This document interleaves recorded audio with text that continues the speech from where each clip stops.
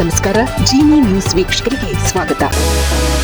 ಚಿತ್ರದುರ್ಗದ ರೇಣುಕಾಸ್ವಾಮಿ ಕೊಲೆ ಪ್ರಕರಣಕ್ಕೆ ಸಂಬಂಧಿಸಿದಂತೆ ನ್ಯಾಯಾಲಯದ ಟ್ರಯಲ್ ಡಿಸೆಂಬರ್ 17ರಿಂದ ಆರಂಭವಾಗಿದೆ.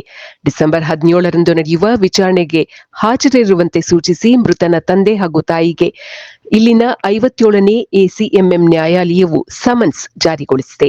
ಮೃತನ ತಂದೆ ಹಾಗೂ ತಾಯಿ ಸಾಕ್ಷಿ ಸಂಖ್ಯೆ 7 ಹಾಗೂ 8 ಸಾಕ್ಷಿಗಾರರಿಗೆ ಸಮನ್ಸ್ ಜಾರಿಗೊಳಿಸಬೇಕು ಎಂದು ಕೋರಿ ತನಿಖಾಧಿಕಾರಿಗಳ ಪರವಾಗಿ ವಕೀಲರು ಸಲ್ಲಿಸಿದ್ದ ಅರ್ಜಿಯನ್ನು ಕೋರ್ಟ್ ಮಾನ್ಯ ಮಾಡಿದೆ. ಪ್ರಕರಣದ ಒಟ್ಟು 272 ಸಾಕ್ಷಿಗಳ ಪಟ್ಟಿಯನ್ನು ನ್ಯಾಯಾಲಯಕ್ಕೆ ಸಲ್ಲಿಸಿದ್ದ ಸಹಾಯಕ ಪ್ರಾಸಿಕ್ಯೂಟರ್ ಸಚಿನ್ ಅವರು ಪ್ರಮುಖ ಸಾಕ್ಷಿಗಳಾಗಿರುವ ರೇಣುಕಾಸ್ವಾಮಿ ಅವರ ತಂದೆ ಹಾಗೂ ತಾಯಿಯನ್ನು ಪಾಟಿ ಸವಾಲಿಗೆ ಒಳಪಡಿಸಬೇಕಿದೆ ಎಂದು ಕೋರಿದ್ದರು. ಪವಿತ್ರ ಗೌಡ, ನಟ ದರ್ಶನ್ ಸೇರಿದಂತೆ ಇತರ ಆರೋಪಿಗಳ ಪರ ವಕೀಲರು ಈ ಮನವಿಗೆ ಆಕ್ಷೇಪಿಸಿದ್ದರು. ದರ್ಶನ್ ಪರ ವಕೀಲ ಸುನೀಲ್ ಅವರು ಸಲ್ಲಿಸಿದ ಅರ್ಜಿಯನ್ನು ಕೋರ್ಟ್ ವಜಾಗೊಳಿಸಿದೆ.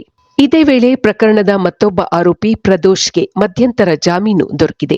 ಪ್ರಕರಣದ 14ನೇ ಆರೋಪಿಯಾದ ಪ್ರದೋಷ್ ಅವರಿಗೆ ಕೋರ್ಟ್ 4 ದಿನಗಳ ಮಧ್ಯಂತರ ಜಾಮೀನು ಮಂಜೂರು ಮಾಡಿದೆ.